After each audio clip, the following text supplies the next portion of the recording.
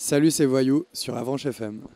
Nous avons remarqué que vous voyagez beaucoup, comme au Japon, au Brésil, aux États-Unis, tout ça. Est-ce par simple curiosité de découvrir une nouvelle culture, ou de nouvelles rencontres, ou c'est dans l'optique d'écrire une nouvelle chanson? Alors, en fait, ces voyages-là dont tu parles, c'est des voyages que j'ai fait parce que je faisais des tournées là-bas. Donc finalement, c'est même pas des voyages que j'ai décidé de faire moi-même. Après, en dehors des tournées, je voyage beaucoup aussi tout seul de mon côté, là où mon porte-monnaie peut m'emmener quand même, parce que ça coûte cher de voyager. Mais du coup, ouais, j'ai eu la chance de pouvoir beaucoup voyager déjà avec ce projet, et là, je vais continuer à voyager pas mal cette année. Et, euh, et ça aide vachement à... Enfin, ça donne des nouvelles images et des nouvelles choses pour écrire des morceaux, ça c'est sûr. Ouais. D'accord, super. Ok. Du coup, est-ce que vous pouvez expliquer à nos auditeurs pourquoi vous vous appelez Voyou? Alors pourquoi je m'appelle Voyou? C'est une bonne question. Euh, En fait, j'ai pas vraiment d'explication à ça. J'aimais bien ce mot-là, j'aimais bien l'espèce de dualité qu'il y avait entre le côté un peu méchant et le côté un petit peu plus tendre du surnom qu'on peut donner à un gamin qui fait un peu des bêtises rigolotes. Et du coup, ça me plaisait et je me suis dit, bon, bah, je vais appeler mon projet comme ça. D'accord. Il paraît que vous dessinez vous-même vos pochettes.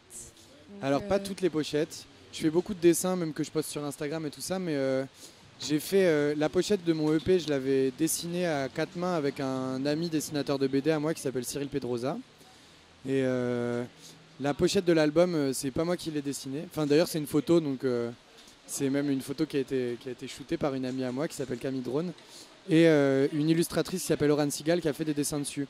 Après, j'ai fait toutes les pochettes de mes EP et puis quelques animations, enfin des EP, des singles que j'ai sortis, de Papillon, des Trois Loupards, tout ça. Et puis au moment de la sortie de l'album, j'ai dessiné un dessin par morceau qu'il y avait sur mon album. Un peu pour essayer de montrer visuellement ce qui se passait dans ma tête quand je racontais l'histoire, quoi. intéressant. Et du coup, comment ça se passe la préparation d'un concert? Et surtout, en ce début de saison de festival, comment vous vous préparez Ben, on va en répétition et on travaille les morceaux. On essaie de se confronter. En fait, on a commencé la tournée avec les musiciens en mars. On a fait toute une première partie de concert, donc avant les festivals d'été, où on a joué les morceaux. D'abord, on a travaillé en répétition. Après, on allait en résidence, c'est-à-dire qu'on était dans une salle de concert mais qui était vide. Et on a préparé notre spectacle comme ça. On a fait toute notre première partie de tournée. Et une fois que ça c'était fini, pour pouvoir préparer bien les festivals, on est reparti 3 jours en répétition. Donc là, c'était il n'y a pas très très longtemps.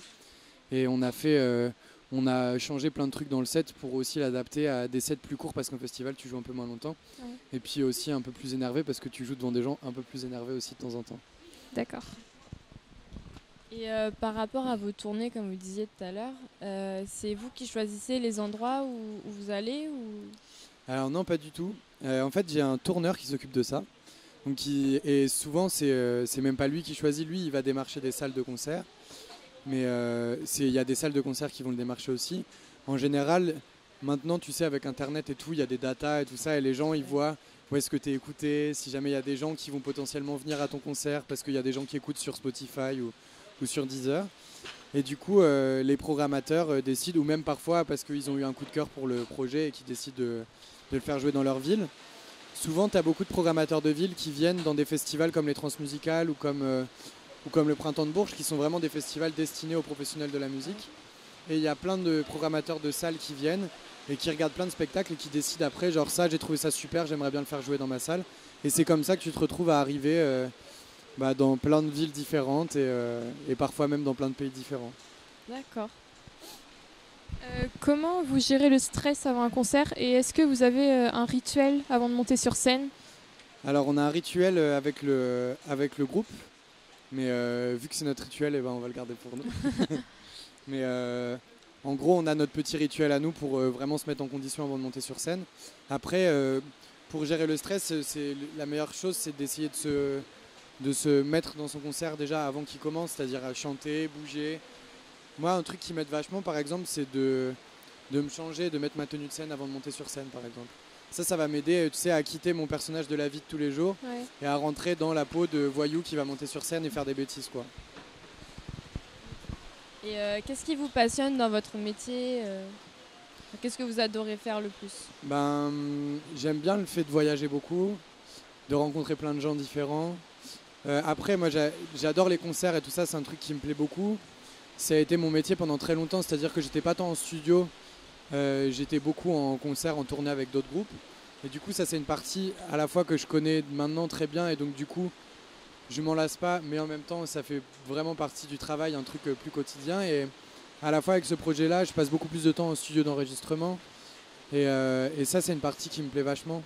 Et pour moi ou pour d'autres personnes, d'aller partir d'une idée,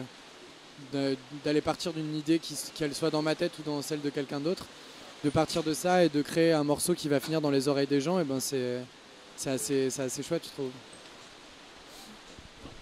Sinon, vous avez collaboré avec Kiel Ouais. en 2018. Comment s'est fait votre rencontre?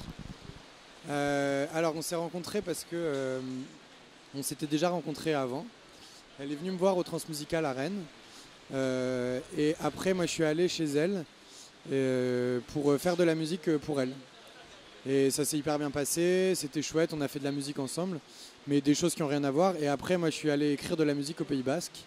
Et j'ai écrit ce morceau-là, c'était juste après avoir travaillé un peu avec elle et avec Grand Marnier, qui est la personne qui écrit de la musique pour elle aussi.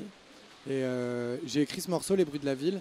Je leur ai envoyé, ils ont trouvé ça cool et on s'est dit, bon bah vas-y, chantons-le ensemble. D'accord. Donc, comme vous avez dit, vous avez fait partie de plusieurs groupes. Et vous préférez justement être en groupe ou en solo, chanteur solo? Bah là c'est mon projet perso, donc c'est quand même autre chose. Je crois qu'à force, je commençais à en avoir marre de jouer de la musique pour les autres, même si ça a toujours été hyper agréable et que j'ai toujours été avec des gens que j'aimais et à jouer dans des endroits super et tout ça. Ils m'ont apporté plein de choses que j'aurais pas pu faire tout seul à cette époque-là. Et à la fois, ils m'ont fait rencontrer aussi plein de gens avec qui je travaille aujourd'hui ou des gens, enfin ouais voilà, juste rencontrer des gens, même des gens avec qui nous on travaillait pas mais avec qui moi je travaille maintenant. Et ça, c'est la reconnaissance éternelle pour ces gens-là pour ça. Mais j'ai forcément plus de ferveur à défendre mes propres chansons quand je suis sur scène. Puis c'est un travail plus mental et plus introspectif pour moi. Donc je pense que ça me fait plus de bien aussi parce que ça me permet de sortir beaucoup de choses de moi. Un peu comme une sorte d'autothérapie, un peu d'une certaine manière. Ça fait un peu ça à tout le monde d'écrire des chansons. Et du coup, ce projet me fait beaucoup de bien. Et de pouvoir faire les choses comme je les entends de A à Z, c'est là où j'ai pu avoir parfois des petits problèmes avec des groupes à justement mettre un peu de ce que j'avais dans la tête dans la musique. Donc là, c'est super pour moi de faire ça.